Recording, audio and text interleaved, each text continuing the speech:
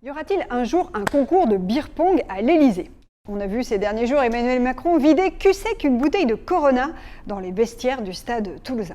Eh bien, dans son entourage, absolument personne n'a été surpris parce que tous ceux qui ont déjà passé une soirée avec Emmanuel Macron à bavarder jusque tard dans la nuit savent qu'il est capable d'écluser plusieurs verres de whisky, de préférence du Lagavulin 15 ans d'âge, sans que son visage ne montre la moindre trace de fatigue ou de griserie.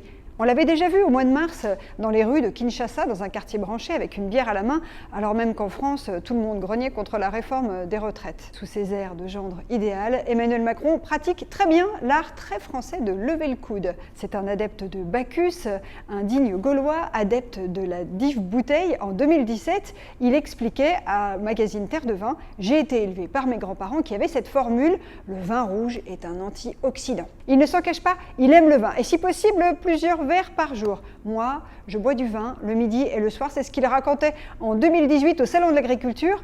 Et depuis qu'il est à l'Élysée, eh bien, les bouchons sautent et les bulles frétillent. Apéritifs, champagne, digestif, absolument tout y passe. Et pour les dîners d'État avec des dignitaires étrangers, la sommelière du Palais a reçu pour consigne de faire rayonner au maximum l'art de vivre à la française. Il y a peu, les conseillers de l'Élysée ont même décidé d'organiser tous les jeudis soirs des apéritifs after work, pour faire un peu de team building, comme on dit. Et puis parfois, quand son agenda le lui permet, le président s'échappe le soir avec son épouse Brigitte pour aller s'encanailler autour d'une bonne bouteille et d'une assiette de charcuterie dans des bars à vin réputés de la capitale. Il aime les bordeaux rouges, plutôt les bourgognes blancs, les puligny-montrachet, les cortons Charlemagne, les meursault. C'est ce que détaille son ami, le sénateur de Bourgogne, François Patriat. Jamais le secteur vitivinicole n'avait eu de meilleur VRP à l'Élysée. Jacques Chirac, on le sait, aimait bien la Corona, mais il ne faisait pas particulièrement la promotion des alcools français.